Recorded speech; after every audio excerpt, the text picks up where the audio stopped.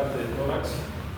Y esta parte vamos a decir que es una parte muy importante que ustedes tienen que conocer, porque depende hasta que finalicen su carrera y hasta que tomen la especialidad que les corresponda, no es mucho que les vayan a contar este cuento. Bueno, entonces cuando nosotros vemos la parte del tórax, ¿qué podrían decir más o menos ustedes? Que los órganos vitales, vamos a decir como los órganos importantes, como el cerebro y la médula espinal, están protegidos, vamos a decir, por una cubierta ósea. O sea, el sistema nervioso central está cubierto por lo que sería los huesos del cráneo y la base del cráneo, ¿verdad? Hay forma de que ustedes puedan ingresar al cerebro, que puedan examinar, palpar o escuchar el cerebro. No, porque es lo que es el órgano principal, es el órgano que regula todas las funciones del cuerpo. Y por ende está súper protegido. El siguiente órgano, vamos a decir, de importancia es la médula espinal. Y la médula espinal como tal, que es la prolongación del neuroeje, también está protegido, vamos a decir, por lo que sería la columna vertebral. ¿Ya?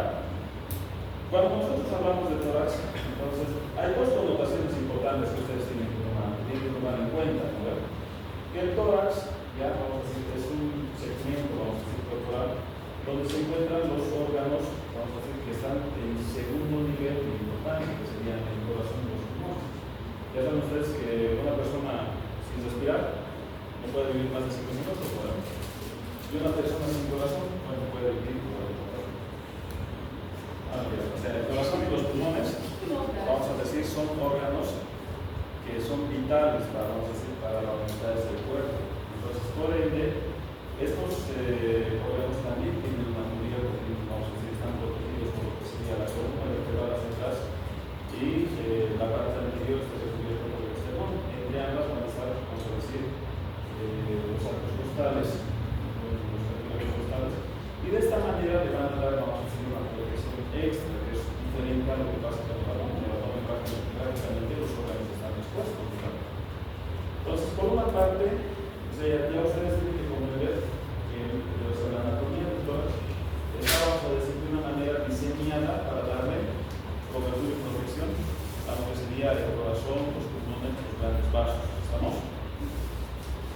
Y por otro lado, ustedes se ponen a pensar, ¿por qué hay esa diferencia entre el tórax y el abdomen? ¿Por qué el abdomen tampoco no tiene una cubierta? O sea, si nosotros tuviéramos la misma cubierta del tórax a nivel del abdomen, entonces nuestra mecánica se parecería más o menos a la de un robot. Entonces, para poder respirar, tendría que funcionar todo el cuerpo, pues no tendría esa regularidad de movimiento.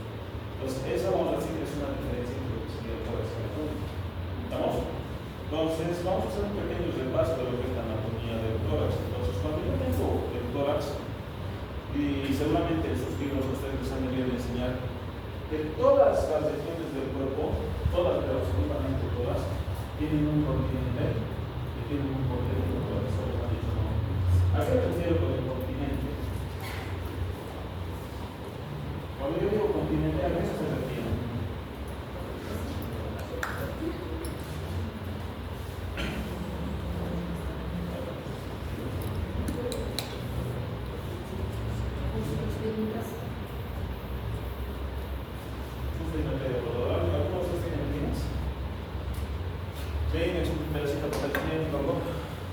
Bueno, entonces cuando nosotros empecemos a pensar qué es lo que pasa con el tórax, nosotros tenemos que pensar en lo siguiente, que tenemos un continente y tenemos un continente. Entonces, ¿cuál sería el continente?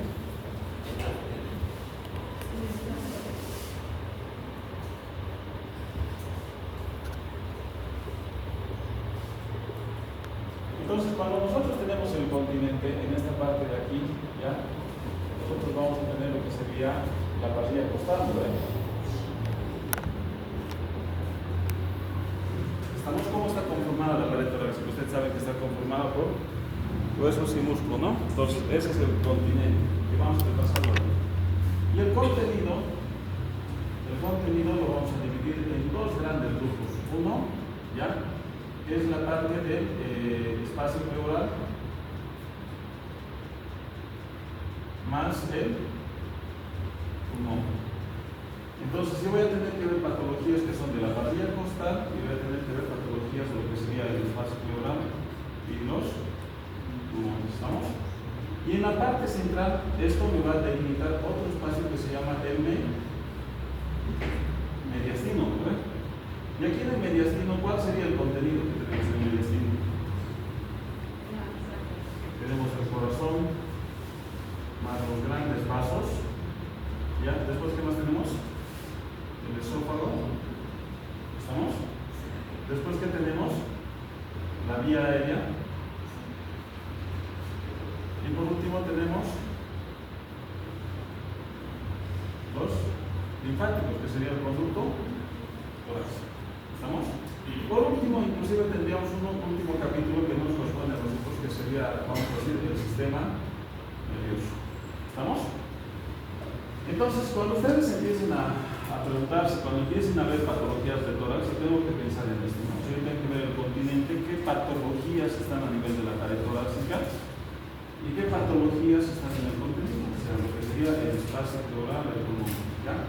Y en el mediastino, el corazón, esófago, grande, o sea, vía aérea, conducto torácico y nervios. Entonces, todo esto ha de ser lo que nos va a dar a nosotros la sintomatología de lo que vamos a ver. ¿Estamos? ¿Bien? Bueno, entonces, ¿qué se acuerdan ustedes del componente torácico? Aquí lo que nosotros estamos viendo en esta imagen, ¿ya? Vean que lo complejo y lo intrincado que es esta situación. Todo lo que está hacia la parte lateral, toda esta parte de aquí, está cubierto por lo que sería la pleura. ¿Qué es esto?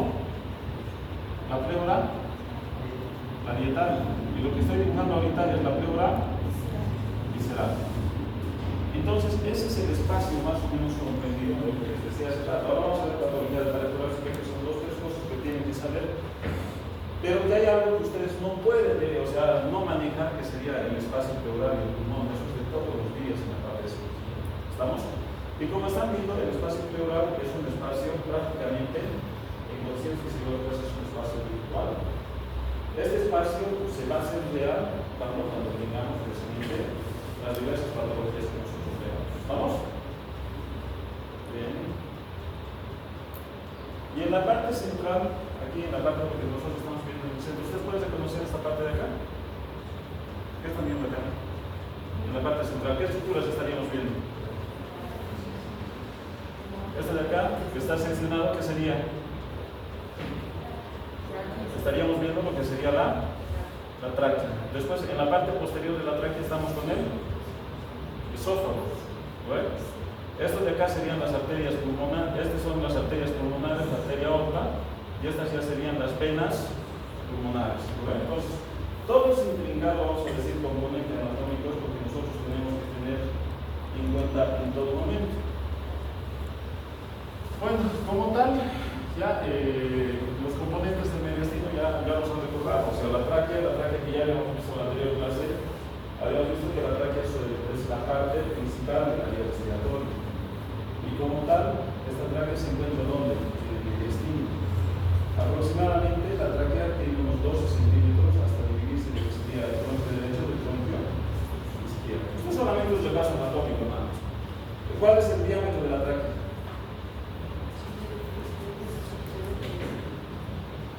¿Cuál es el diámetro de la tráquea? Que este ya supuestamente lo tendrían que haber conocido, ¿no? El diámetro de la tráquea más o menos es de 2 centímetros. 2 centímetros. Diámetro completo. Ahí es lo que nosotros estamos viendo, que el diámetro, vamos a decir, interno de la tráquea en sentido transversal. Saben que la tráquea está aplanada, vamos a decir, en un sentido anteroposterior, ¿no? Los anillos traqueales que tienen forma de C ya están cubiertos por una membrana posterior, porque une la parte de los arcos, no se recuerdan en anatomía. Entonces, cuando hacen una sección, la tráquea es más amplia en sentido transversal que en sentido antero-posterior, es como si estuviera aplanado de adelante hacia atrás. Por eso que los diámetros, el diámetro interno de la tráquea en sentido, vamos a decir, transversal lateral es de 2.3 y en sentido antero-posterior es 1.8. Pero más o menos para que tengan unas referencias, que el diámetro completo de la tráquea es de 2 centímetros. Y eso es un concepto básico que ustedes tienen que tener, porque cuando estemos viendo patologías de tórax, cuando nosotros veamos el tórax abierto, se define como que 2/3 del diámetro de la tráquea. ¿No ves? Ese es el concepto de un tórax abierto. Entonces, ustedes tienen que tomar en cuenta que el diámetro de la tráquea es de 2 centímetros. ¿Qué tenemos inmediatamente después de la tráquea? ¿Cómo es la disposición del esófago? ¿De dónde a dónde va? ¿Es de derecha a izquierda o de izquierda a derecha? Ya, pues chicos, es un concepto también que ustedes se lo han visto en la parte de la tiroides. ¿Hacia qué lado estaba lateralizado la tráquea? En el cuello. ¿Hacia la derecha o hacia la izquierda? ¿Dónde está su tráquea? Tengo una lesión en la... Pero ahí, no se reconoce. ¿Recuerdan hacia dónde estaba la tráquea? ¿El esófago? El esófago a nivel cervical estaba más lateralizado hacia el lado izquierdo, y que a medida que va descendiendo va a aplicar, vamos a decir, una posición posterior a la membrana traqueal, que está prácticamente separada por un espacio virtual, y va a ir descendiendo, vamos a decir, de la parte superior izquierda y va a llegar hasta la parte inferior del lado derecho. ¿Estamos? De hecho, si yo tengo una lesión en el esófago cervical, ¿dónde creen que me va a ir el acúmulo de líquido? ¿Hacia el lado izquierdo o hacia el lado derecho? Todo lo que nosotros, o sea, todo concepto de medicina es completamente utilizado. Si yo tengo una lesión en el esófago superior, en los dos tercios superiores, todo el líquido que pasa por el esófago se va a ir a acumular en el espacio pleural del lado izquierdo, porque está lateralizado hacia el lado izquierdo. Pero si yo tengo, vamos a decir, una lesión en el esófago distal, medio distal, ¿dónde va a ir el líquido? Hacia el lado derecho. Vean como un concepto básico que solamente sabiendo la disposición, la localización anatómica, ya usted les está orientando más o menos dónde está el problema. Cuando hablamos de patología de esófago, una perforación de esófago, por decirte, si tengo una perforación de esófago, ya, seguramente la manifestación va a ir con derrame pleural del lado izquierdo. Y si es derecho, entonces es medio distal. ¿Se entiende? Bien. Perfecto. Después tenemos, aparte de esto, de los órganos parásitos que están contenidos en el espacio pleural, el mediastino, corazón, grandes vasos y tal. Bueno, ¿alguno tiene alguna duda con relación a la anatomía? Porque no nos vamos a preguntar anatomía y cirugía, ¿no?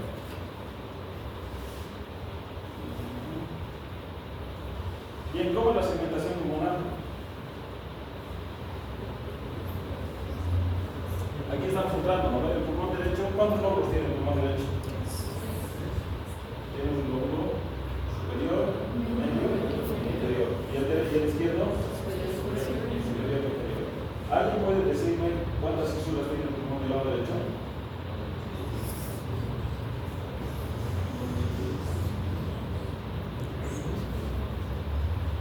Si yo les paso esta imagen, o sea, esta imagen, chicos, está destinada para que ustedes puedan interpretar la radiografía. Ya, esto es directamente por la radiografía.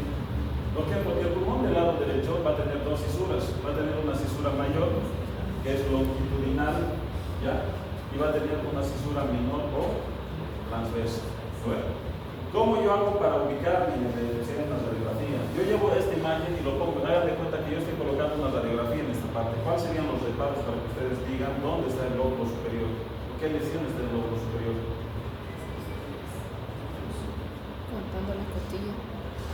Esto es una proyección del pulmón, la proyección parietal del pulmón, señor. Entonces, el reparo que ustedes tienen que tomar en cuenta que es o sea, la fisura transversa está en el, vamos a decir, en el tercer espacio intercostal. O sea, todas las lesiones que están arriba del espacio del tercer espacio intercostal, esas pertenecen al lóbulo superior del lado derecho. ¿Ya? ¿Y de dónde a dónde va la fisura longitudinal?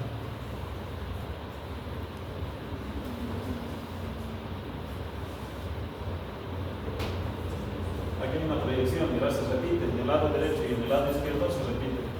Ya va del tercer arco posterior a lo que sería el sexto arco anterior. Entonces, esta proyección es la que ustedes tienen que acordarse, del tercero al sexto. O sea, tengo dos fisuras longitudinales, tengo dos fisuras oblicuas, como que sería el izquierdo y el derecho. Aquí yo tengo, vamos a decir, del tercero al sexto. Entonces, cuando veamos una radiografía, ustedes han hecho, ya han hecho máquinas, ya saben leer radiografías. Entonces, con estos datos, con esta proyección, ustedes tendrían que ya tener en cuenta, vamos a decir, dónde van a estar las lesiones. Si va a estar en el lóbulo superior o en el lóbulo superior izquierdo, o si va a estar en el lóbulo superior medio, o inferior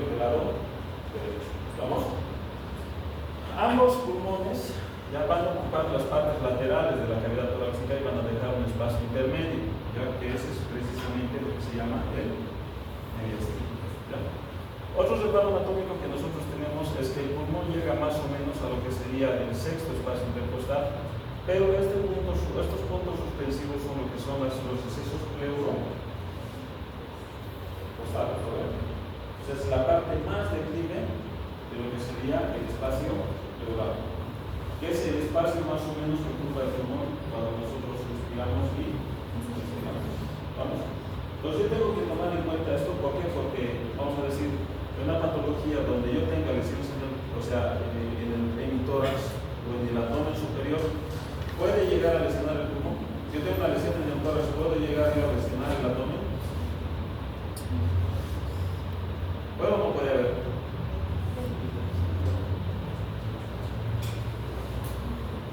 ¿Qué hacen cuando ustedes se inspiran? ¿Qué es lo que pasa? ¿El diafragma? ¿Asciende o desciende? Asciende.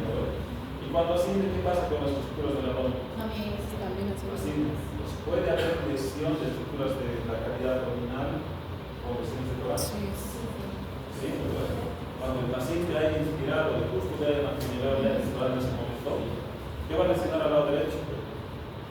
El hígado. ¿Y al lado izquierdo? Vasos. Dos estructuras sólidas que les van a dar, vamos a decir, otra clínica, vamos a decir, un traumatismo abdominal. Vean cómo las lesiones de tórax pueden lesionar, vamos a decir, estructuras viscerales. Una fractura costal de los arcos costales 9, 10, 11 pueden lesionar el hígado y el vaso hacia el lado izquierdo. ¿Sí? Derecho e izquierdo. O sea, una fractura costal, ojo que una fractura costal desplazada puede lesionar una lesión de la víscera. O sea, esto de la topografía de lo que sería la pared torácica es algo que ustedes no pueden desconocer. ¿Vamos? Bien. Hablando de lo que es la vía aérea, seguimos repasando, esto solamente de introducción. Pues hablando de la vía aérea tiene dos componentes, una vía aérea superior y tenemos una vía aérea inferior. ¿Cuál es el límite de la vía aérea? Vamos a decir que la vía aérea superior es fosas nasales, vamos a decir la faringe hasta la laringe. Esa es la vía aérea superior. Y todo lo que sería la tráquea hasta lo que serían los alvéolos, esa es la vía aérea inferior. ¿Estamos? Entonces, de hecho, nosotros aquí estamos viendo una segmentación pulmonar y vayan viendo que más o menos, o sea, la segmentación pulmonar es dicotómica, se llama, ¿verdad? ¿Sabían eso o no? O sea, ¿qué quiere decir? Que la tráquea en cuántos bronquios se divide? Uno derecho y uno izquierdo. Pues se divide en dos. Y a medida que vaya descendiendo, entonces vamos a decir la segmentación pulmonar es dicotómica, siempre se divide en uno anterior, uno posterior, uno lateral, uno medial. Entonces, de esa manera. ¿Estamos? Entonces, a medida que se vayan descendiendo, ya vamos a tener la tráquea, el bronquio. ¿Cuántos bronquios principales hay? Han aprendido segmentación pulmonar, ¿verdad? ¿Han aprendido segmentación pulmonar en anatomía, no?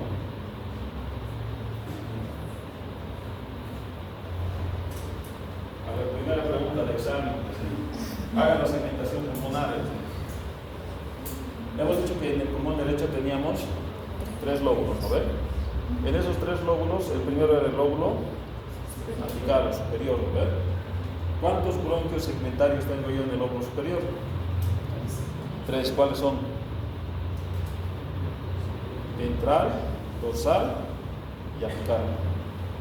3. O sea, tengo un bronquio que se va hacia atrás, otro bronquio que va hacia adelante y otro bronquio que va hacia el vértice del pulmón. Tengo ventral, dorsal y apical. Ojo que todo esto tiene connotación, porque cuando ustedes estén viendo la parte de hacer una fibrobroncoscopía, es importantísimo que ustedes reconozcan esto, porque está directamente relacionado con lo que van a ser las bronquiectasias y el desarrollo de los cánceres a nivel del pulmón. Yo tengo que saber cuántos bronquios hay, vamos a decir, en la parte superior. ¿Cuántos bronquios tiene el lóbulo medio?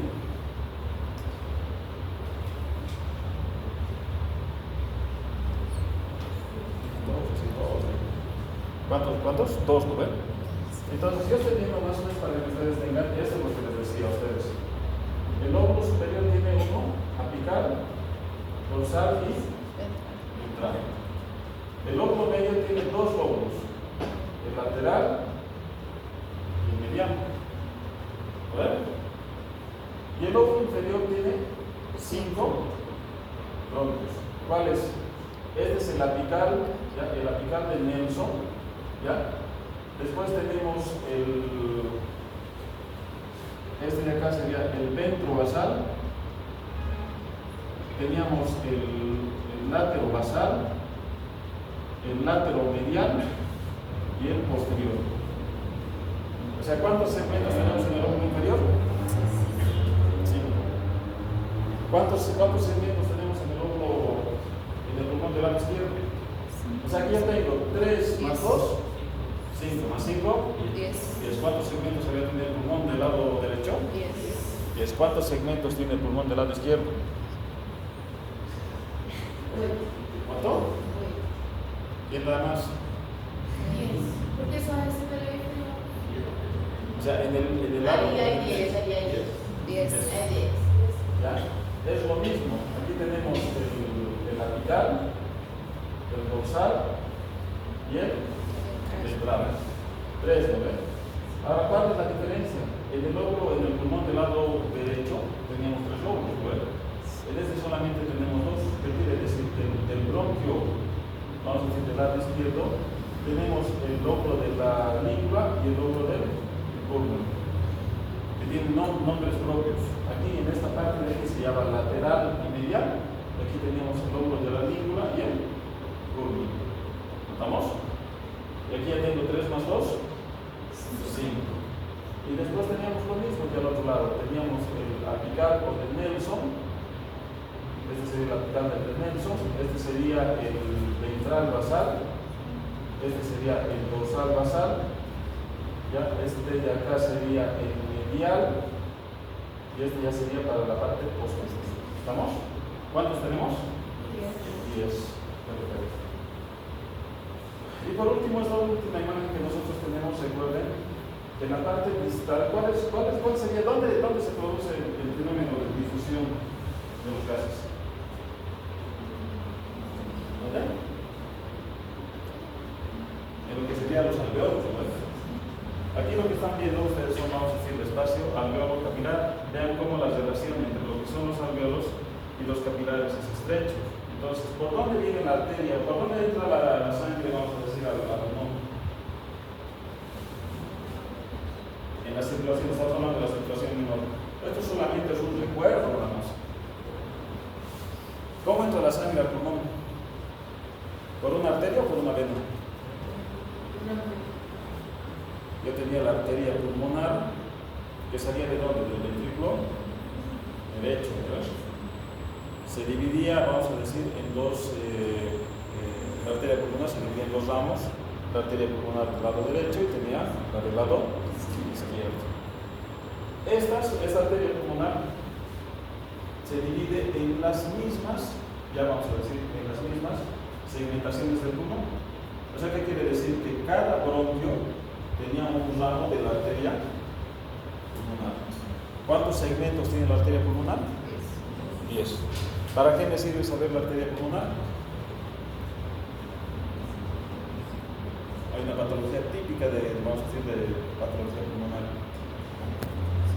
¿Ustedes han escuchado de la trombosis pulmonar? ¿Trombolia pulmonar? Entonces, esta segmentación es necesaria para que ustedes entiendan, ¿para qué? Para que entiendan la patología del tromboembolismo pulmonar.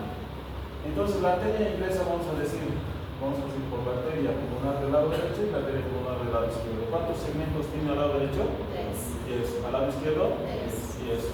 Cuando vean que el paciente tiene una tromboembolia pulmonar, van a pedir una imagen que se llama arteriografía o una tomografía por contraste para identificar en qué bronquio está el bronquio. Bien, se va dividiendo, ya me da, vamos a decir, los capilares alveolares. ¿Y por dónde regresa la sangre? Al corazón. ¿Qué? ¿Qué venas? Bueno, por las venas pulmonares, pues van a ser las venas del hígado. ¿Cuántas venas pulmonares tenemos? Chicos, no pueden dudar en esto, o sea, esto solamente es un repaso como para que ustedes entiendan qué es lo que está en el tórax. ¿Cuántas venas pulmonares tenemos? ¿2? No, los voy a pasar, los voy a mandar a... ¿Cuántas venas pulmonares tenemos? 2, ¿no? ¿Sí o no? ¿Sí? ¿De acuerdo? Digan algo. Tenemos 2 venas pulmonares por lado. ¿Eso qué quiere decir? Que en total tengo 4 venas pulmonares, 2 del lado derecho y 2 del lado izquierdo. ¿Ya? Pues son 2 venas pulmonares. ¿Hacia dónde va a drenar ese vena pulmonar? Hacia el ventrículo izquierdo, ¿verdad? ¿Sí? ¿Yo no? Despierten. Yo sé que estás en modo de odontología, pero... Tenemos 2 del lado izquierdo y 2 del lado derecho, y esas 2 venas van a ir a convertir en la pared posterior superior de lo que sería la aurícula izquierda. Y de ahí vamos a la ventrículo izquierdo, y así vamos a hacer la separación. Bueno, una vez que nosotros más o menos hemos recordado así a grosso modo lo que nos interesa saber en todo este momento, vamos a empezar a ver la patología de lo que les había dicho del continente, la pasilla costal. Y cuando yo veo patologías de la pasilla costal, yo tengo que ver que esta es la principal patología, vamos a decir, congénita, es una malformación, una alteración, no malformación, es una alteración en el desarrollo de la cámara torácica, de la nave torácica. ¿Ya? Y esto se llama el tórax o el pectum excavatum. ¿Vale? ¿Qué es lo característico del pectum excavatum? Es que va a ser, vamos a decir, o sea, la patología se debe que hay una fusión temprana de lo que sería, vamos a decir, el cuerpo del esternón, ¿ya? Y esto hace que haya progresivamente una depresión en lo que sería, vamos a decir, la parte central del tórax, esa es la patología, ¿ya? También llamado tórax embudo. Esta patología tiene esa frecuencia, miren, 1 de cada 400 nacidos vivos, ¿es frecuente o no? 1 de 400. Es el frecuente, ¿verdad? Uno de 400 nos está queriendo decir que tiene una alta prevalencia en la enfermedad. ¿Ya? Es de preferencia, vamos a decir, por la epidemiología, es de preferencia, vamos a decir, en varones. O sea, que quiere decir que son 4 a 1 en relación a las mujeres. Está relacionado, vamos a decir, con antecedentes familiares. ¿Y qué es lo que le va a ocasionar a este paciente? ¿Qué cree que le va a ocasionar a este paciente esta deformidad? Más que eso. Si yo en este momento, o sea, agarro y me apoyo en el tórax, o sea, en el tórax, en todo el peso, y le digo, ¿qué va a pasar con ustedes? Exacto. Entonces, esta patología, mientras más pronunciada sea, le va a dar un patrón restrictivo al paciente. O sea, ¿qué quiere decir? Que el paciente no va a poder, vamos a decir, expandir el tórax y no va a poder ventilar lo suficiente. Entonces, ¿qué quiere decir? Que en estado de reposo el paciente va a estar asintomático, pero a medida que el esfuerzo sea mayor, el paciente va a entrar con distintos grados de dificultad respiratoria o disnea. Esa es la característica. O sea, aparte de la deformidad, el paciente va a tener una disnea por un, vamos a decir, patrón restrictivo. ¿Qué quiere decir? Que el paciente no está pudiendo expandir el tórax, por ende no está pudiendo mover los volúmenes corrientes que normalmente tendría que manejar para la patología que tiene el paciente. ¿Estamos? Más allá de eso, no le va a ocasionar otro problema, ¿ya? O sea, ¿qué quiere decir? Que esta malformación o esta alteración en el desarrollo tiene riesgo vital para el niño en este caso. No, bueno, porque por lo único que está dificultando la respiración. ¿Ya? ¿Cuál ha de ser la conducta de este paciente? ¿Qué es lo que normalmente hace el cirujano? ¿O es necesario que le pidan algo a este paciente?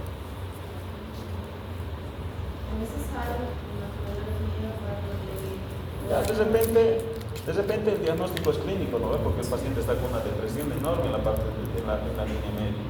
Si usted ya le pide una tomografía, una radiografía, es solamente para, vamos a decir, para constatar, vamos a decir, la gravedad o la severidad de la lesión que tiene en el cuerpo.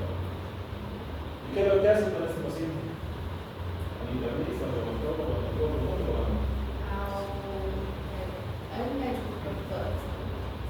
Entonces, ¿en qué consiste la corrección de este paciente? Es netamente quirúrgica. La cirugía consiste en el paciente, es una cirugía de contra sencillos, facilitos. Agarrar y hacer una esterotomía longitudinal, mediana longitudinal, abro todo el esternón, o sea, prácticamente, como si estuviera seccionando el esternón de arriba hacia abajo, y lo que tengo que hacer con este material, ¿ya?, es invertir el tórax. O sea, ¿qué quiere decir? Que lo que estaba deprimido lo tengo que sacar como hacia la parte, vamos a decir, anterior, que sería la pared torácica, y una vez que yo he corregido la deformidad, le tengo que hacer una sutura al esternón. De repente, ¿ya?, tengo que hacer una osteotomía y tengo que de repente hacer, vamos a decir, una inversión de la placa. Alguna vez puedo hacer una incisión en los cartílagos costales. ¿Por qué? Porque si el cartílago costal está deprimido, desviado hacia abajo, lo que yo pueda hacer se va a quedar en la posición anatómica que no deje. Va a dificultar, ¿no? Entonces, una vez que hago la osteotomía, vamos a decir, mediana external, versión vamos a decir, del cuerpo del esternón, lo que podría hacer es hacer incisiones condrales desde la jación, se llama. Y una vez que yo tengo el tórax en posición, hago una sutura con alambre. ¿Ustedes han visto el alambre? No creo que hayan visto, ¿no? La mayoría de las esternotomías utilizan, en vez de hilo, utilizan un alambre especial, donde ese alambrito se le hace una sutura, se anuda y se corta el alambre. Chao. Sencillo, ¿no? Una cirugía de más o menos 1 hora y media. Bien, entonces, ¿cuál es el tratamiento del rectum excavatum? Ya, pero ¿cuál sería la cirugía?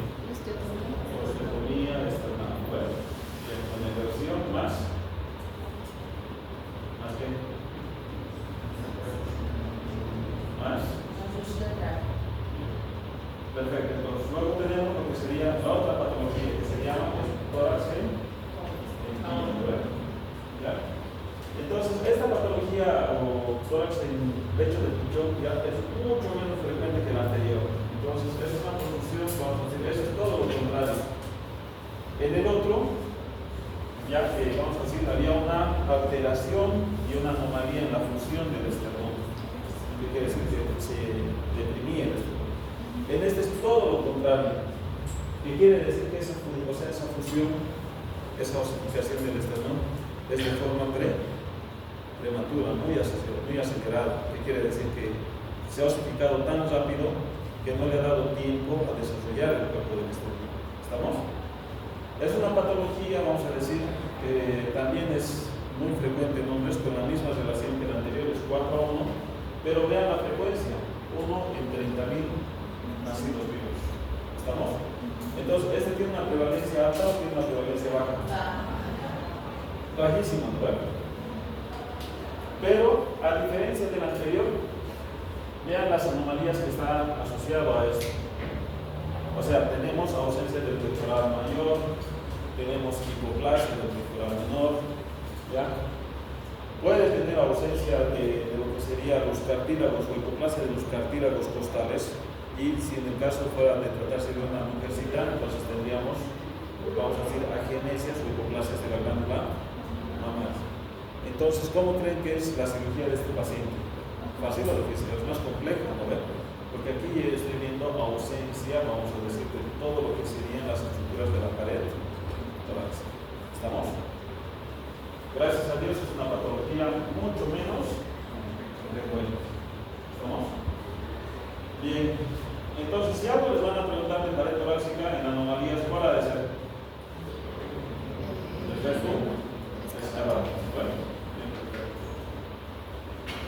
Como todas las patologías, o sea, como todas las partes del cuerpo, ya vamos a tener también la formación de masas o tumores. ¿Ya?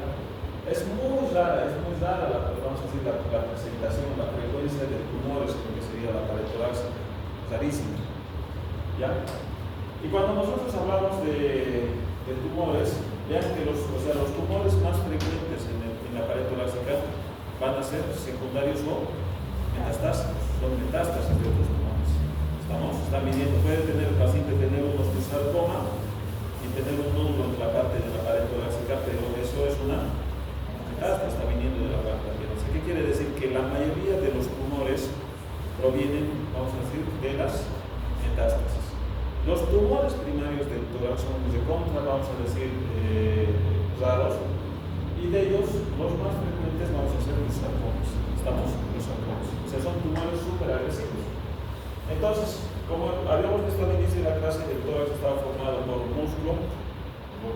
vamos a decir, por hueso, ya los arcos costales y cartílagos. Entonces es obvio que cada una de estas estructuras de la parte ósea va a tener un tejido, vamos a decir, que va a ser benigno, una patología benigna, va a tener una patología maligna. ¿Cuál ha de ser la clínica que va a presentar este paciente? ¿Por qué creen que va a venir este paciente? ¿Cuál es la característica de los tumores? El paciente va a venir uno por síntomas sistémicos, va a venir por síntomas locales. ¿Cuáles serán los síntomas sistémicos? Paciente que viene con un síndrome constitucional. Ya habíamos dicho que el paciente va a tener pérdida de peso, va a tener astenia, anemia y ano.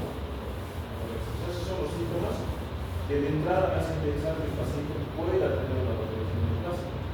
¿Y cuáles son las manifestaciones locales? ¿Por qué viene su paciente a la consulta? No. ¿Por qué van ustedes a la consulta?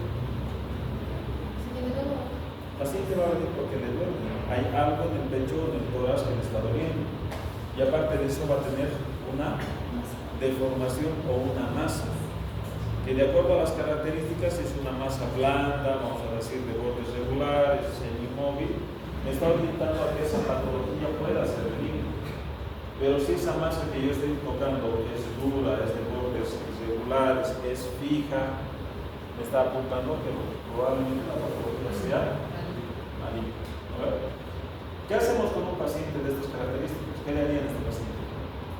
Obviamente en la secuencia de diagnósticos ustedes le van a pedir un laboratorio, ¿no? Le van a pedir su laboratorio básico, hemograma, glicemia, creatinina, TP.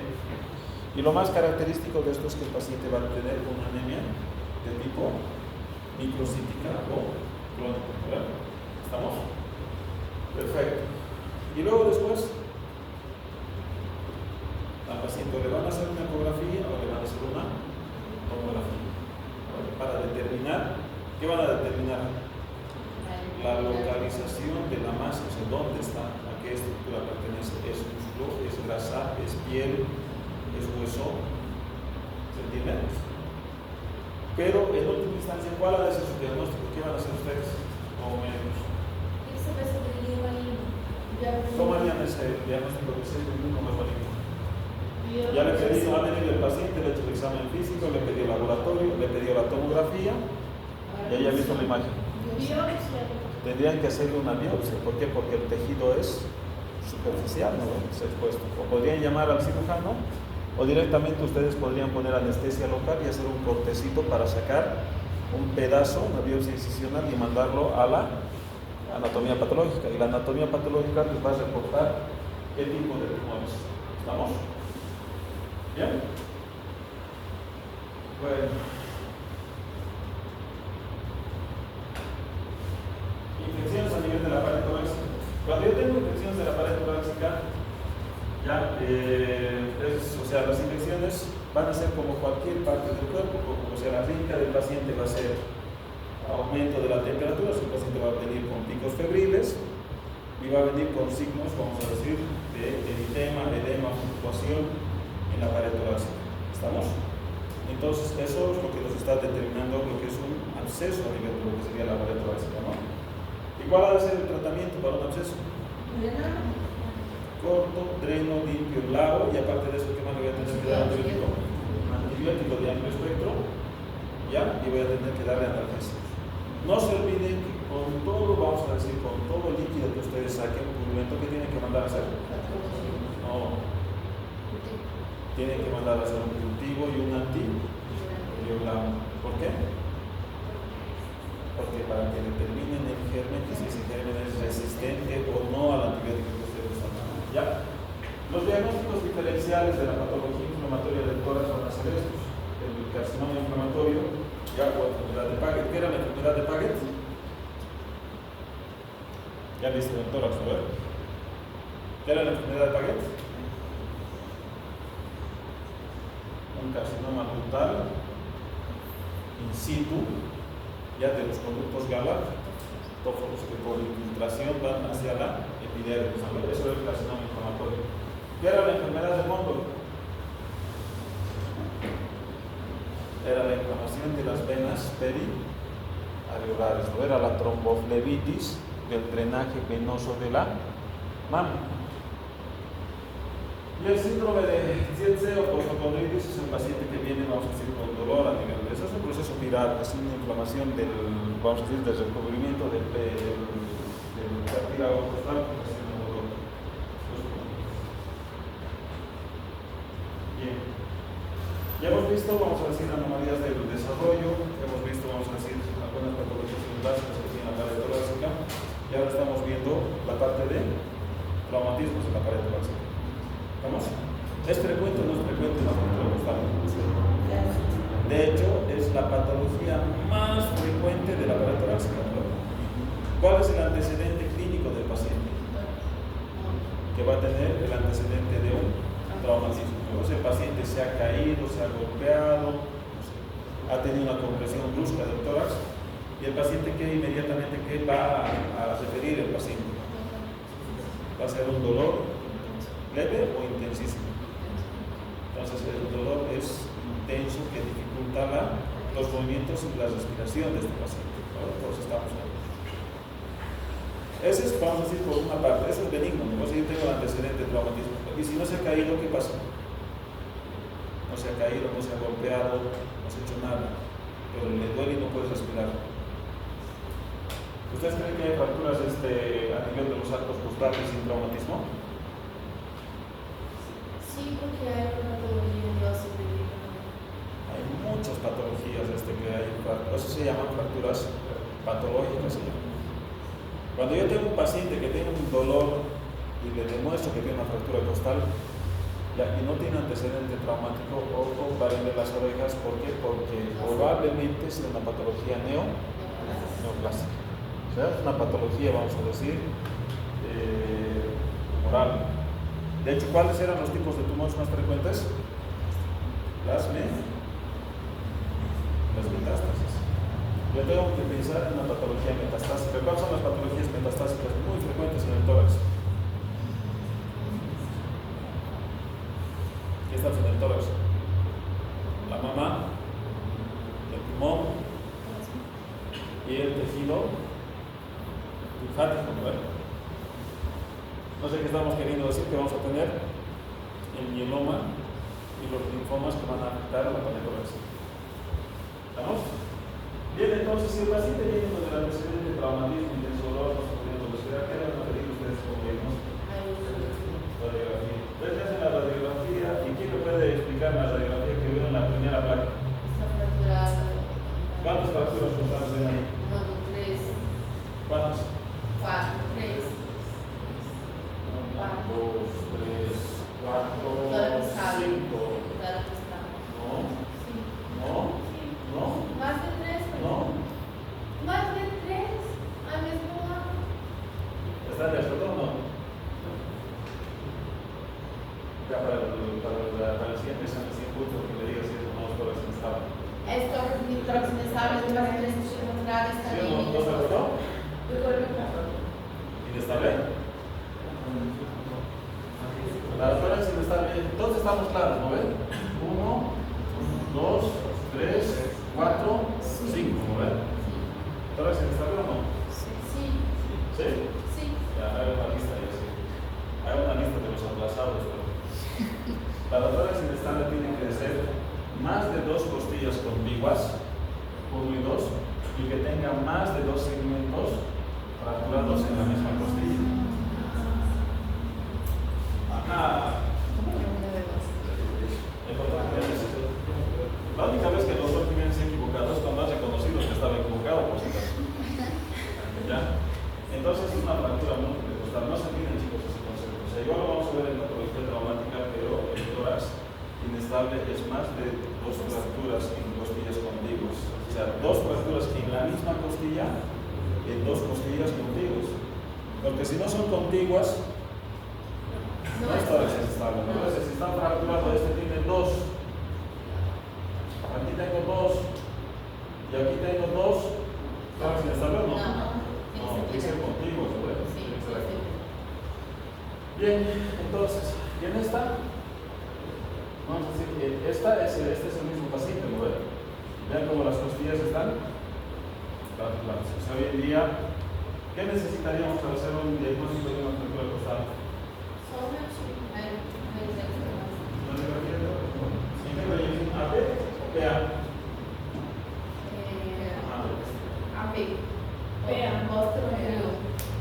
¿Posterior anterior o anterior posterior?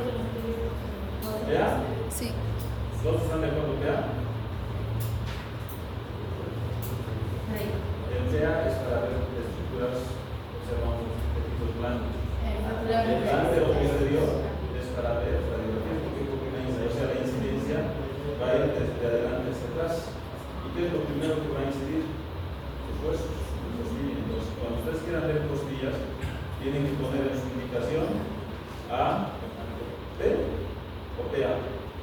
AP, antero posterior, y entre paréntesis si quieran, ellos tienen que poner fractura costal para que el radiólogo, el imaginólogo, sepa que le están mandando a hacer la radiografía para confirmar o respetar una fractura costal. ¿Por qué? Porque, vamos a decir, la incidencia de los rayos que va a mandar con la radiografía tiene que ser superior a la normal. ¿Estamos? Bien, entonces yo pregunto, ¿cómo vamos a hacer esa radiografía? Ahora las fracturas costales están frecuentemente, vamos a decir, asociadas a lesiones, vamos a decir, óseas o viscerales relacionadas. Ustedes están viendo la radiografía de la parte superior del lado izquierdo que las fracturas costales frecuentemente están relacionadas con las fracturas de la clavícula, y en la parte inferior puede estar relacionado con lo que les decía, como lesión del hígado o lesión del vaso. ¿Ya? Entonces, cuando yo tenga, vamos a decir, un alto impacto desde que el paciente venga con un traumatismo y vea una fractura en los segmentos, vamos a decir, 8, 9, 10, 11 de la costilla, pues yo tendría que pedirle mínimamente una ecografía al paciente para descartar que esa lesión no haya lastimado ni el hígado ni el vaso. ¿Ya? Entonces, una vez que yo he hecho el diagnóstico, ¿cuál es el tratamiento de la fractura costal? Se há estabilidade, solamente imobilizar o membro al lado. La fractura costal, chicos, o sea, hay dos tipos de fractura, la que no es desplazada y la que es desplazada. Esas fracturas que ustedes están viendo en la parte superior del lado izquierdo, ¿son fracturas desplazadas o no desplazadas? Esas fracturas, vean que prácticamente están pegaditas al segmento proximal y distal, o están lado a lado. Entonces, esas fracturas son no desplazadas. Entonces, a este paciente, ¿qué le vamos a hacer? Le vamos a dar reposo y le vamos a dar analgésico profundo. Le van a poner faca. Sí.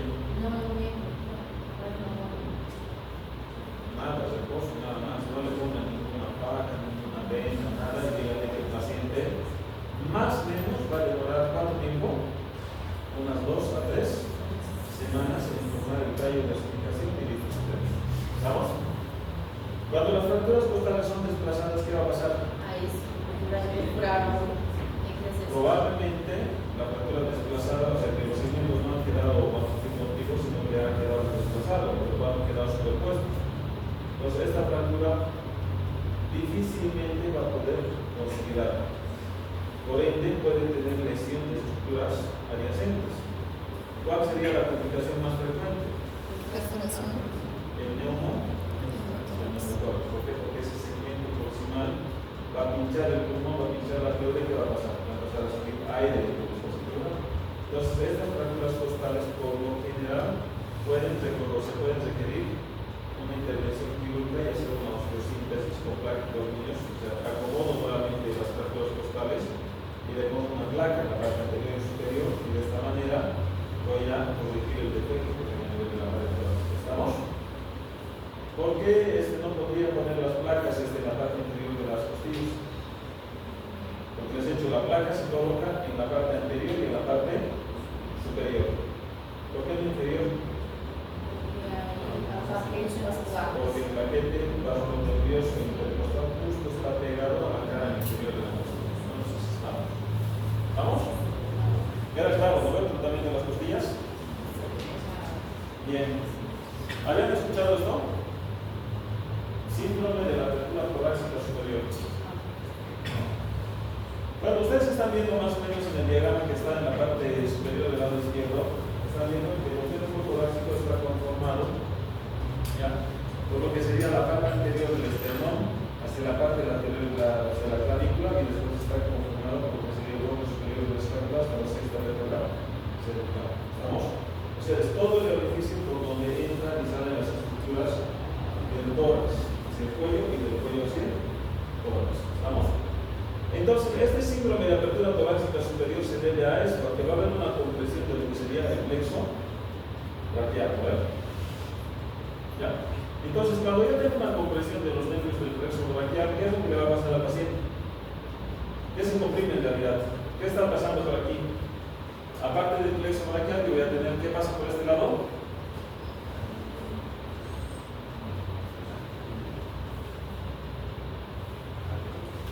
La arteria azul.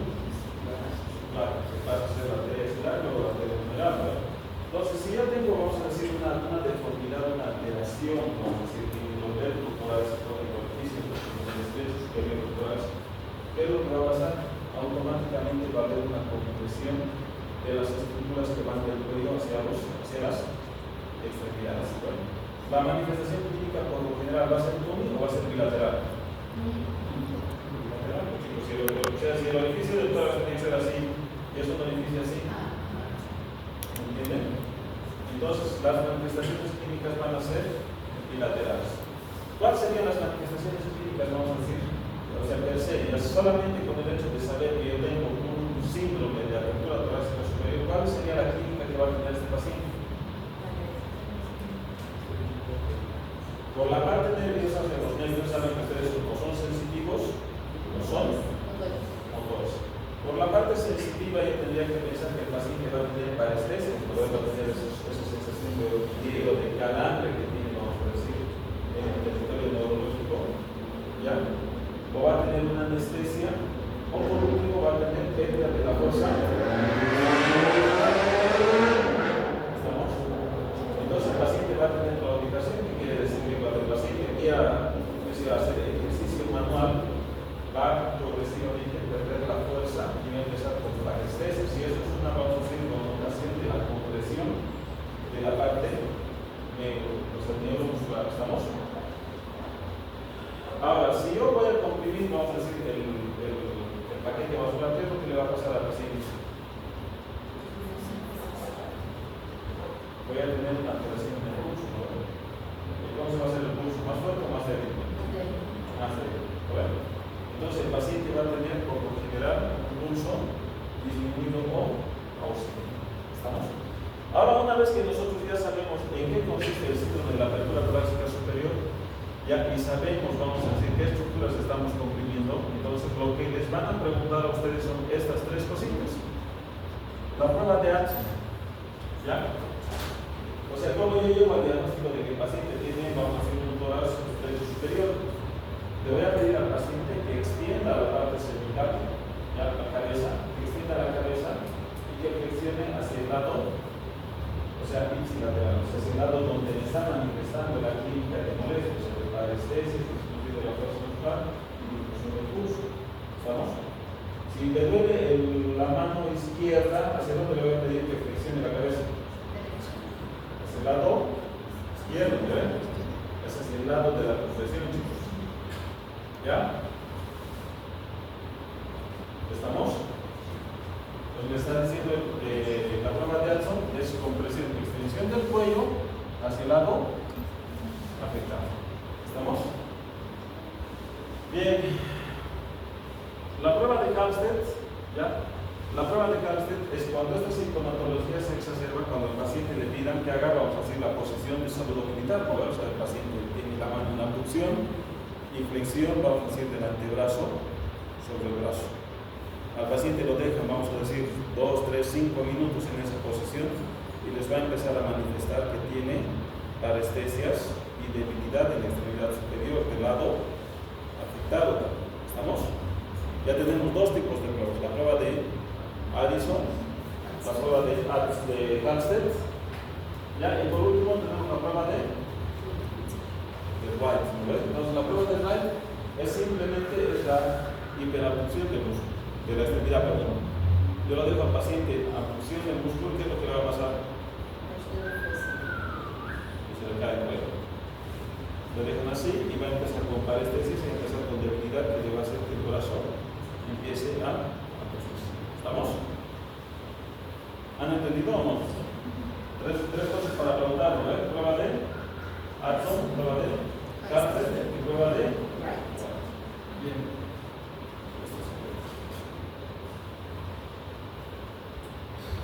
Bien, entonces una vez que nosotros hemos entrado ahí, vamos a entrar a lo que sería la patología de la pierna. Es importante que ustedes conozcan qué patologías se tienen que conocer en todas. Así de entrada, ¿cómo?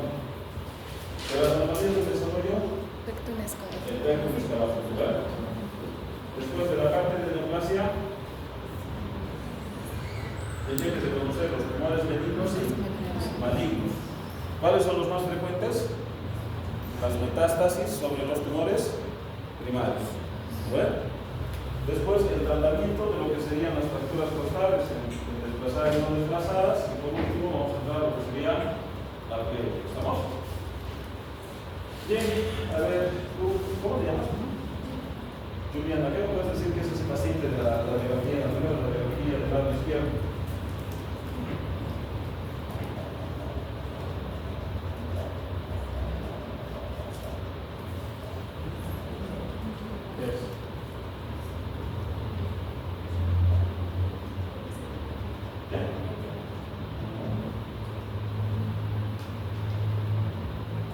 ¿Ustedes pueden identificar la patología de todas las radiografías que están ahí? O sea, todo lo que ustedes están viendo en esas radiografías son, vamos a decir, líquido en el espacio global. Bueno, entonces estamos viendo el líquido, lo único que están viendo es líquido. ¿Alguno de ustedes puede decirme qué es exactamente lo que tiene el paciente? Es difícil, ¿verdad?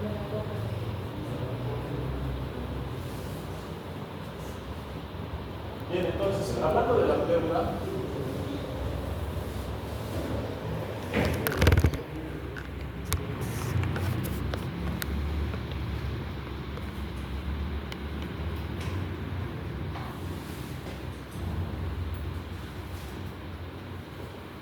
entonces chicos, a ver, cuando yo tengo que ver las características de lo que voy a ver, o sea, aquí francamente lo que nosotros estamos viendo radiografías que no son, vamos a decir, simétricas, ¿verdad? Aquí yo estoy viendo más o menos una imagen blanca y el hombro superior, o sea, el pulmón del lado derecho es diferente al pulmón del lado izquierdo, ¿verdad? Entonces, todas estas imágenes, vamos a decir, lo único que nos están diciendo es que yo tengo líquido en el espacio pleural, son imágenes de líquido en el espacio pleural.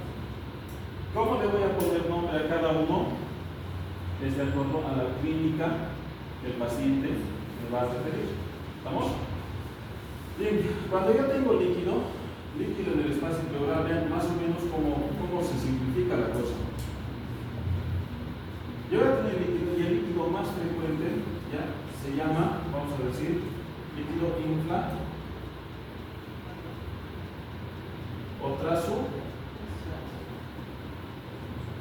O sea, ¿qué quiere decir? Que aquí estoy teniendo, vamos a decir, un derrame pleural.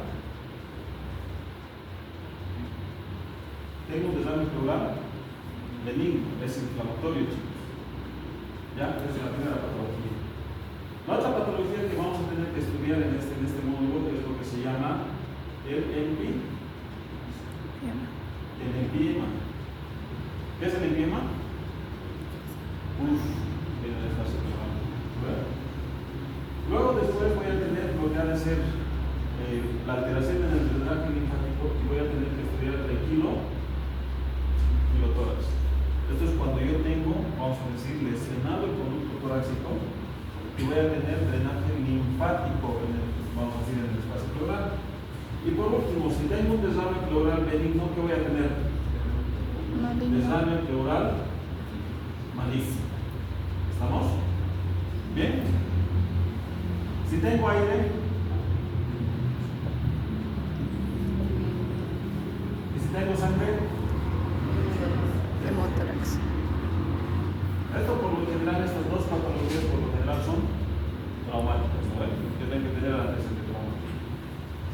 Bien, vamos a seguir viendo, avanzando un poquito más o menos en este esquema.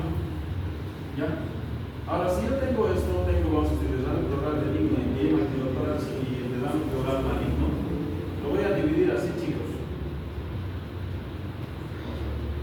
En una radiografía, adelantándonos un poquito a lo que nosotros vamos a ver, en una radiografía el desarme pleural benigno es de características bilateral. Entonces, ¿qué quiere decir? Que generalmente el proceso fisiopatológico del desarme pleural benigno, que se había dicho que es inflamatorio, ¿ya? Y es de traslado de características bilaterales. ¿Cuál de esas radiografías es bilateral? O la tomografía, no sé. ¿Cuál creen que es bilateral?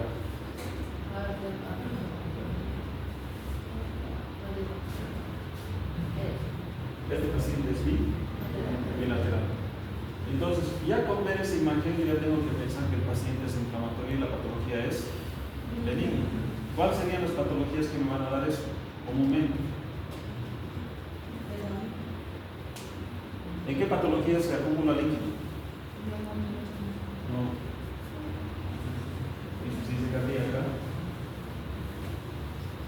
cirrosis, ya, pancreatitis, artritis reumatoide, lupus, ¿se entiende?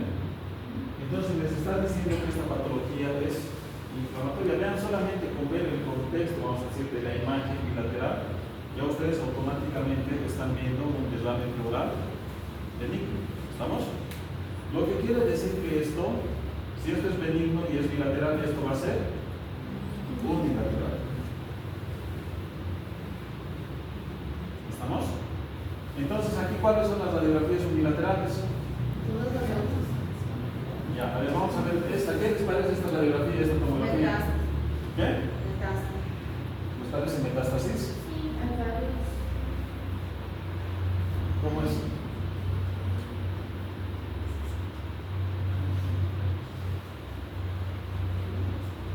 Esto tranquilamente, dependiendo de la clínica, o puede ser una neumonía típica, o puede ser una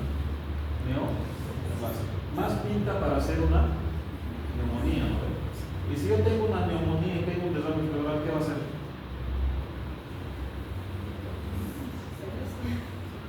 Un edema, ¿no?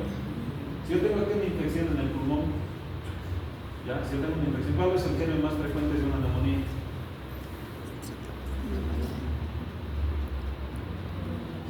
Los estreptococos. Imagínense, ¿ya? Yo tengo una neumonía aquí y esa infección me ha infectado la pleura. ¿Qué va a pasar en la pleura? Se va a formar justo, ¿verdad? ¿Me entienden? Entonces, este paciente probablemente termine siendo un bien, perfecto.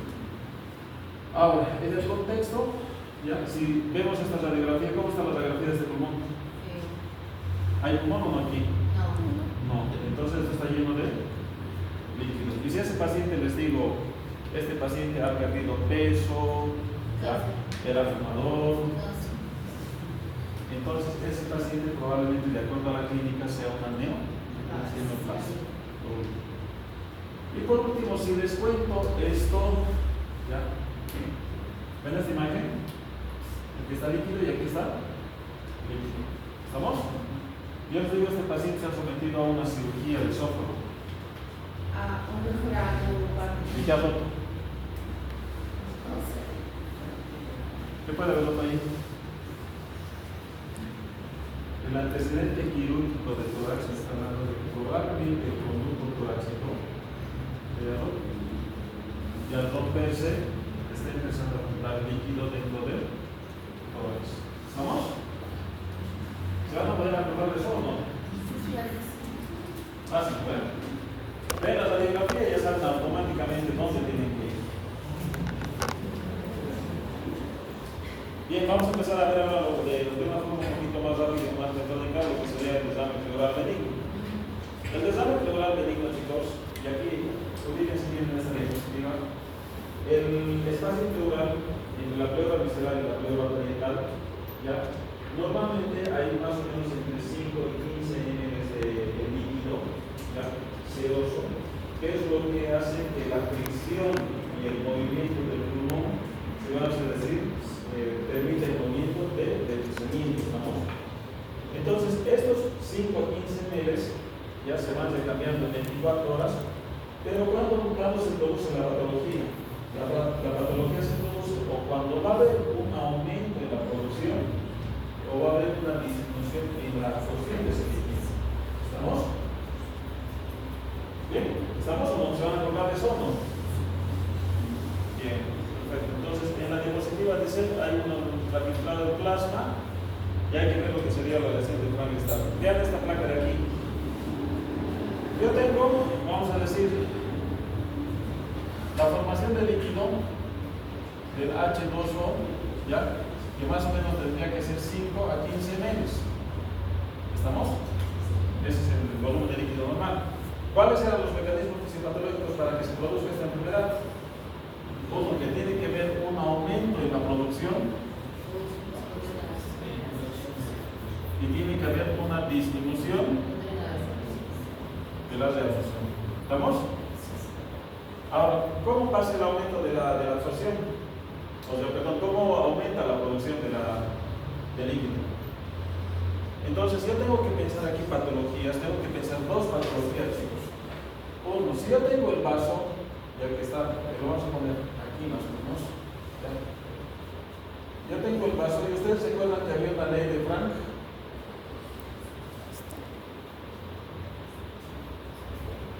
La ley de Frank-Starling, ¿no? La ley de Frank-Starling decía que, vamos a decir, la difusión del líquido está en relación a dos fuerzas, la presión coloidosmótica y la presión hidrostática. ¿Cómo es la presión coloidosmótica de la parte vascular? ¿Es mayor o menor? Con relación a la presión coloidosmótica del tejido conectivo. ¿Dónde están las proteínas? Intra o extravasculares. O sea, lo que le va a dar la presión coloidosmótica, vamos a decir, es la presencia de proteínas, ¿no? Entonces, ¿dónde está más líquido? O sea, la presión coloidosmótica es mucho mayor en el vaso y menor en el tejido. Esto va a hacer que el líquido normalmente tiende a ingresar dentro del vaso. ¿Estamos? ¿Cómo es la presión hidrostática? ¿Cuánto es la presión central? La presión arterial. Arterial 120, 80. Entonces la media más o menos estaríamos hablando de en este caso unos 90 a 100, ¿no? 90 a 100 milímetros de mercurio. Entonces la presión hidrostática es mayor en el líquido y menor en el tejido conectivo. ¿Qué va a pasar con el agua? Entonces va a ser, o sea, aquí hay vamos a decir un equilibrio entre lo que sería la fuerza que mete el líquido del tejido intersticial al vaso, que está más o menos regulada por la presión que está sacando el líquido hacia afuera. Es como un equilibrio más o menos. Y la pequeña diferencia ocasiona estos 5 a 15 ml de líquido. ¿Estamos? Bien. ¿Cuándo tenemos un aumento de la producción? Primero, si yo he dicho que yo necesito la presión coloidosmótica, ¿qué tengo que pensar con las proteínas? ¿Qué tiene que pasar? Tengo que tener un estado de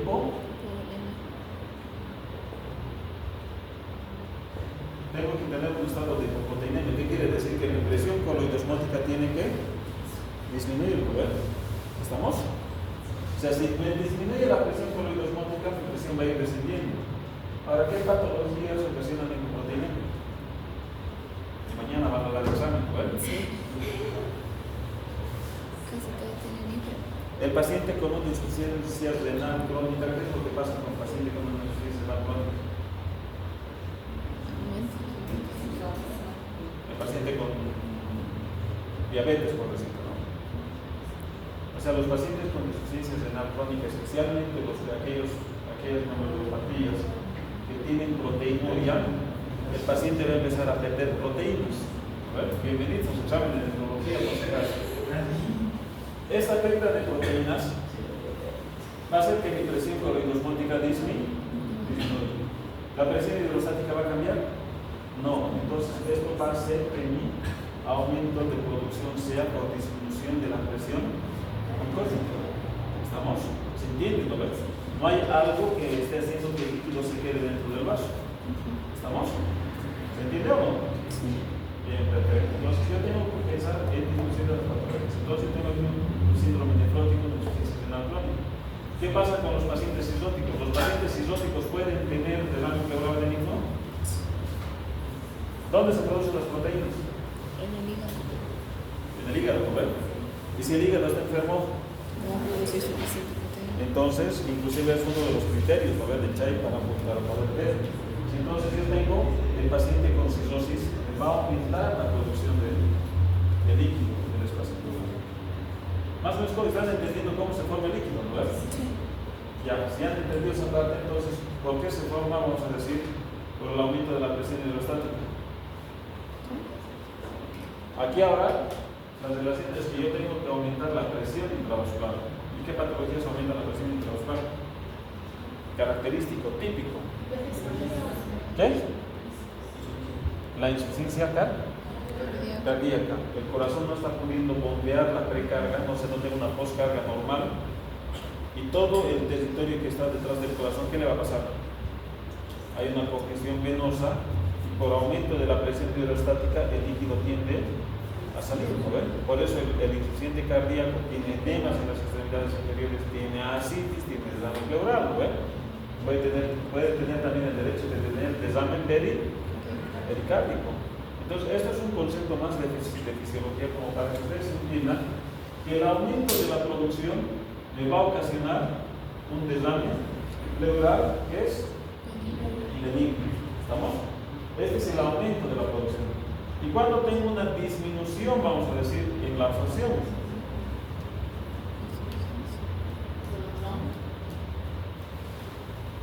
Y ya han dado su patología, ¿no ven? ¿Es reumatología o no? ¿Han dado reumatólogo o no? Los procesos inflamatorios crónicos van a ocasionar engrosamiento de la pleura y con ese engrosamiento va a haber una disminución del flujo linfático. ¿Se entiende? Yo estoy produciendo, normalmente produzco 5 a 15 ml. Esto se ha tapado. ¿Qué va a pasar? Hoy día tengo 15 ml, mañana voy a tener 30, pasado voy a tener 45, pasado voy a tener 60. Entonces, ¿qué quiere decir? Que esto se va a ir llenando. ¿Se entiende? Ya está. Si han entendido eso, entonces no han venido en vano el día de hoy. Ya. ¿Esto va a ser quirúrgico? ¿Es una patología quirúrgica o no? No. ¿Qué? ¿Es quirúrgico o no? ¿El desarrollo pleural benigno lo voy a curar con una cirugía o no? Ya. Bueno, entonces esto es lo mismo. No habrá acúmulo de líquido en el espacio pleural por un aumento de la permeabilidad, la alteración del drenaje linfático. Y el otro concepto es este, chicos. ¿Qué pasa cuando yo tengo, vamos a decir, líquido libre en la cavidad abdominal? Ustedes saben que ¿cuál es la barrera anatómica entre el abdomen y el tórax? El diafragma. ¿Qué orificios pasan a través del diafragma? El orificio de la vena cava inferior, el orificio de la aorta y los nervios vagos, los nervios homogástricos. Después tengo el orificio de ¿qué? Del conducto torácico. ¿Y qué más hay ahí? Estamos olvidando algo. Esófago, ahí la aorta, ¿ven? Vena cava inferior, aorta, esófago, conducto torácico. Son 4 orificios. Si yo tengo líquido libre dentro de la cavidad abdominal, en la progresión de la enfermedad, ¿puede ingresar dentro de la cavidad torácica? Sí. Entonces hay 3 mecanismos para el desarme pleural benigno. No se olviden de esto. ¿Estamos? Bien, cuando yo tengo un desarme pleural benigno, ¿qué es lo que le voy a hacer al paciente? Bueno, asintomático, disnea, dolor pleurítico, tos, disminución de la elasticidad torácica. Lo característico de esto es matidez y disminución y abolición del murmullo. Es claro, ¿verdad? ¿Se entiende o no? En esa radiografía que nosotros habíamos visto había líquido. ¿Hay pulmón normal ahí o no? No. Bien, entonces, ¿qué van a hacer con este paciente? ¿Qué le van a hacer una radiografía? Ya, le van a hacer una radiografía. ¿Por qué? Porque ya saben que tiene, vamos a tener disminución, dolor pleurítico, abolición, matidez. Ya hacen la radiografía y tienen su radiografía. Esa es una radiografía del momento, es la de menor costo y es muy sensible, ¿no ven? ¿Se ve? ¿Pueden hacer una ecografía?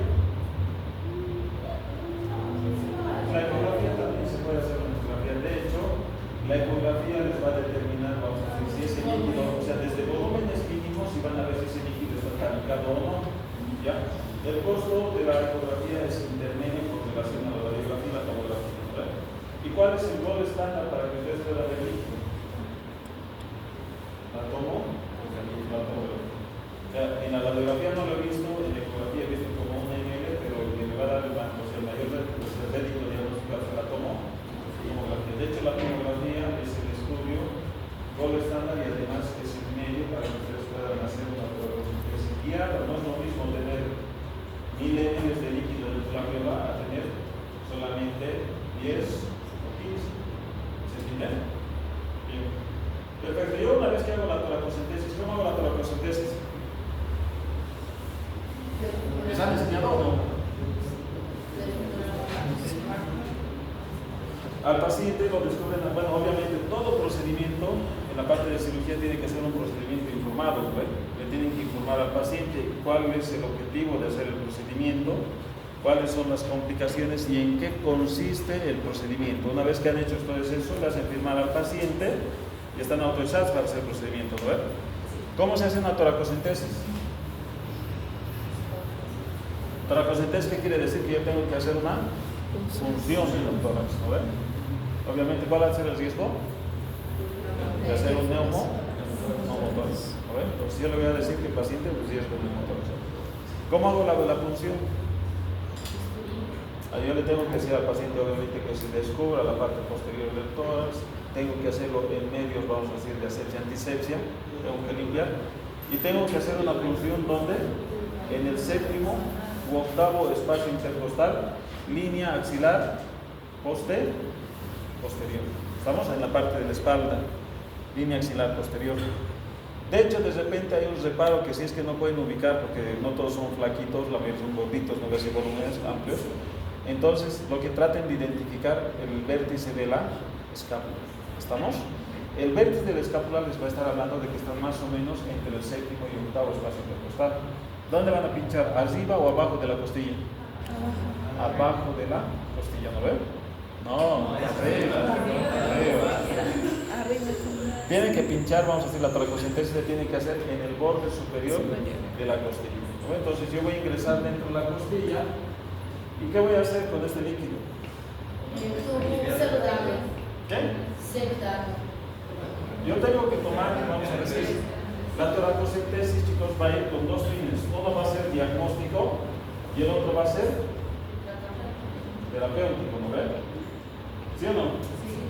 Yo tengo este paciente que ha venido con dolor, está con disnea, está con fiebre, le hago la radiografía, tengo derrame pleural bilateral y el médico internista va y le saca 10 ml del tórax. ¿Está bien o no? O sea, cuando ustedes hagan una toracocentesis, lo primero que tienen que hacer es buscar el diagnóstico, ¿no ven? Y cuando ustedes buscan el diagnóstico, lo que tienen que hacer es tienen que sacar 4 tubos, chicos. ¿Cuáles son los 4 tubos? El físico, químico, tienen que tener el cultivo antibiograma, el citológico y tienen que tener el adenosídeos aminoácidos. ¿Estamos? La primera finalidad de la toracocentesis es hacer el diagnóstico y para el diagnóstico necesito 4 tubos: físico, químico, cultivo antibiograma, citológico y el agua.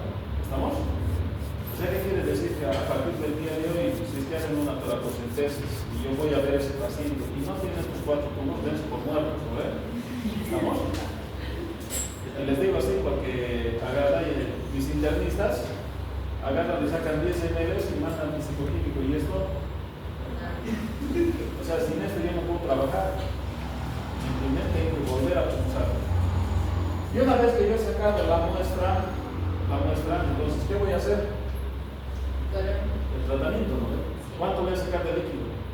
¿Cuánto tiene líquido? Ponele que tiene 1000 en el tórax. ¿Cuánto voy a sacar?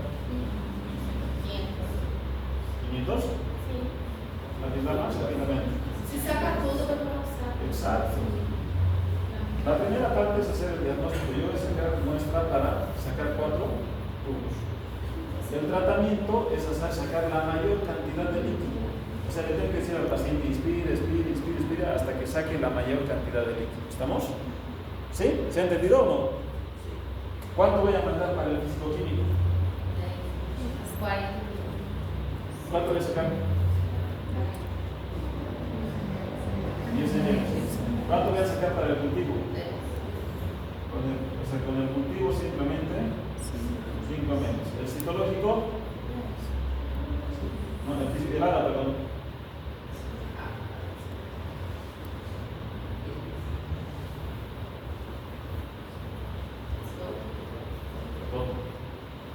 Pero se saca todo, ¿no?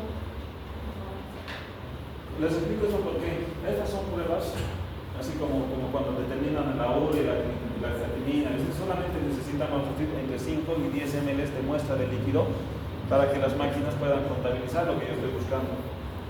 Pero cuando yo estoy buscando el citológico, ¿qué estoy buscando? Estoy buscando células neoplásticas. ¿Cuántas células neoplásticas puedo tener en 10 ml? Imagínense usted que está flotando y así ¿en 10 ml lo voy a poder agarrar? No. ¿Y si le mando todo? Entonces, cuando yo le mando todo, lo centrifugan, vienen en el microscopio y me van a decir cuántas células hay y qué tipo son su naturaleza. Pero si le mando solamente 10 ml y me sale el reporte negativo, ¿descarto la posibilidad de que sea neoplástico? ¿Con 10 ml puedo descartar que este es un tumor? No, pero si le mando todo y me dice negativo, ahí es más creíble, más creíble. ¿Estamos? Entonces, a partir del día de hoy, primera, diagnóstico, físico-químico, cultivo antibiograma, citológico y el ADA. ¿Sabe qué es el ADA? Adenosín desaminasa, es una prueba reactante de infección de tuberculosis. ¿Estamos? Bien. Tomar decisiones. Una vez que yo he tomado la toracocentesis, ¿qué le voy a pedir al paciente después? Le tomo la toracocentesis. Usted, doctora, le ha tomado la toracocentesis. ¿Qué va a hacer con el paciente después? Ya ha cubierto, ha sacado la agujita y ha dejado un parche ahí. ¿Qué le van a hacer? ¿Por qué le va a hacer una radiografía? Porque voy a saber si ha sacado lo suficiente y además no ha quedado aire. Tengo que saber, o sea, lo que me interesa a mí es saber si es que tiene o no tiene neumotórax.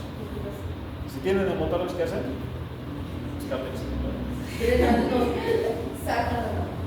Si tiene neumotórax, pues el paciente tiene que ir. Entonces, una vez que ustedes sacan estos chicos, esto les va a durar más o menos 3 a 5 días. Esto les puede durar también entre 5 a 1 semana y esto les va a durar 24 horas. Esto les va a durar 5 minutos. El laboratorio tendría que salir en 5 minutos. ¿Ya? ¿Qué hago con el físico-químico? ¿Qué hacen con el físico-químico? En orina, por ejemplo. Lo que van a ver es la macros y la micros. Entonces, cuando yo tengo un físico-químico, le han hecho una solución, ¿qué tipo de líquidos pueden sacar? Ceroso. Hemático. Cuando sacan ceroso, ¿qué van a pensar que es? Inflamación. Si sale un líquido transparente, así medio amarillento, medio clarito, pues probablemente ese líquido sea un desdame oral benigno. Y en la radiografía va a ser una radiografía bilateral. Ya. Si yo saco pus,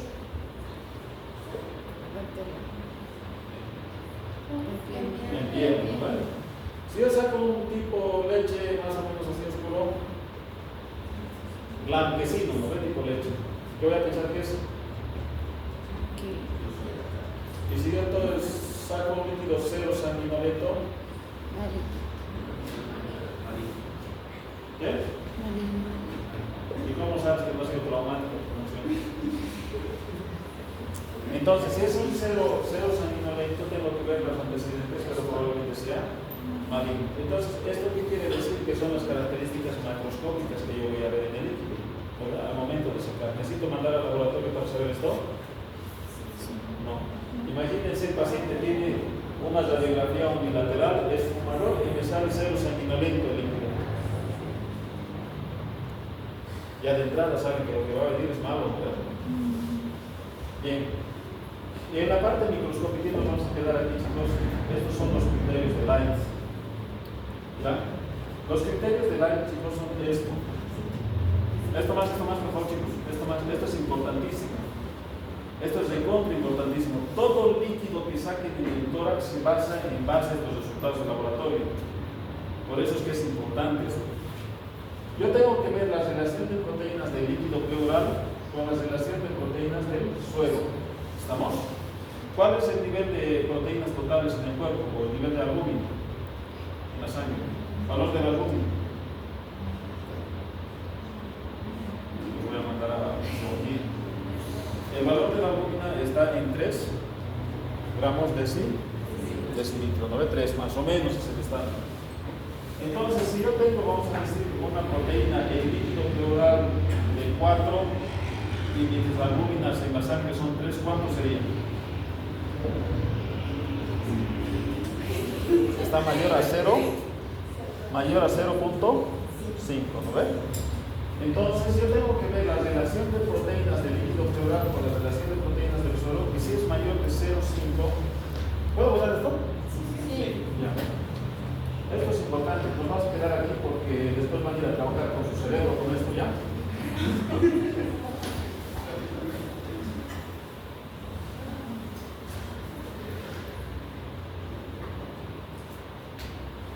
Ya, cuando yo veo los criterios de Light, chicos, lo primero que yo tengo que fijarme es el pH. ¿Cuál es el valor del pH normal? 7.35 a 7.45. Pues lo primero que voy a fijar es en eso. Si el líquido, o sea, en el físico-químico me da más de 7.45, estoy hablando de que ha de ser un trazo. Y si es menos de 7.35, va a ser un exo. Entonces, ¿qué quiere decir? Que esto es benigno y esto puede ser benigno, intermedio o puede ser maligno. ¿Estamos? Entonces, un criterio, no es criterio de Light, esto solamente es un criterio, yo tengo que ver el pH del líquido que me va a mostrar.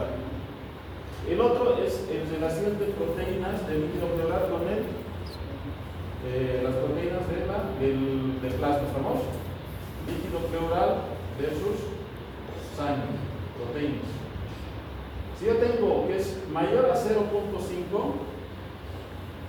entonces estoy hablando de que es un trasudado. Y si es menor de 0.5, estoy hablando de que es un exudado. Después, la relación de LDH de líquido pleural con la relación de sangre es mayor a 0.6 para trasudado y menor de 0.6 para exudado. ¿Estamos? Luego aquí puedo sumarle un otro parámetro que es la glucosa. La glucosa, ¿ya cuál es el valor de la glucosa en sangre? 70, 100. ¿Qué? 70, 100. 70, 100. Habla muy bajito. 70, 100. De 70, 100 o 110, dependiendo del laboratorio. Bueno, cuando yo digo la glucosa mayor al 50%, ¿de cuánto estaría hablando la glucosa? O sea, la glucosa aquí me ha dado, en la muestra que yo estoy tomando, la glucosa tiene 90. ¿Es trasudado o exudado?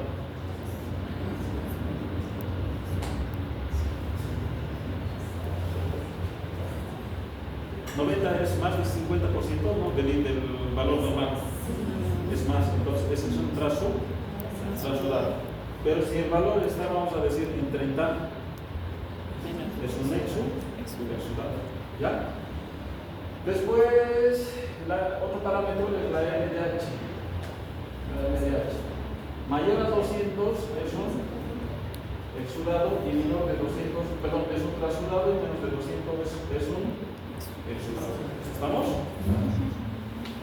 Entonces, si yo les pregunto aquí cuáles son los criterios de Light. Proteínas. Solamente como criterios de la relación de proteínas, vamos a decir plasma sangre mayor de 0.5, LDH mayor a 0.6 solamente la RDH 2 tercios del límite superior del valor normal, que es 150, ¿cuánto es 2 tercios? 2 tercios de 50. Perdón, de 150, 2 tercios de 150. 100, la digan, ¿eh? Si tengo LDH en el líquido pleural de 130, ese es un criterio de exudado. ¿Estamos? Bien. Entonces, cuando yo tengo un paciente con un trasudado, yo tengo que pensar que su radiografía es bilateral y su problema es de aumento de la producción o disminución de la absorción. ¿Estamos? Patologías sistémicas. Eso es el tratamiento médico, ¿no ven? ¿Esto quién va a tratar? El médico internista, ¿no ven? ¿O no? ¿Quién trata el anestesia cardíaca? Cardiólogo, el internista que está. Ya, bueno. Todo lo que sea medicina interna, reumatología, nefrología, cardiología, se tiene aquí. Estas patologías, el empiema, el quilotórax y obviamente el cáncer, ¿quién se va a tratar? El cirujano, ¿no? Entonces, este es el objetivo de que ustedes vean espacio pleural en cirugía. Tienen que reconocer qué patologías son de indicación quirúrgica y qué patologías son de indicación médica. ¿Cómo me voy a dar yo cuenta? Directamente con el fisicoquímico del líquido, ¿no? Este paciente, la medicina interna, este paciente va a cirugía. ¿Estamos?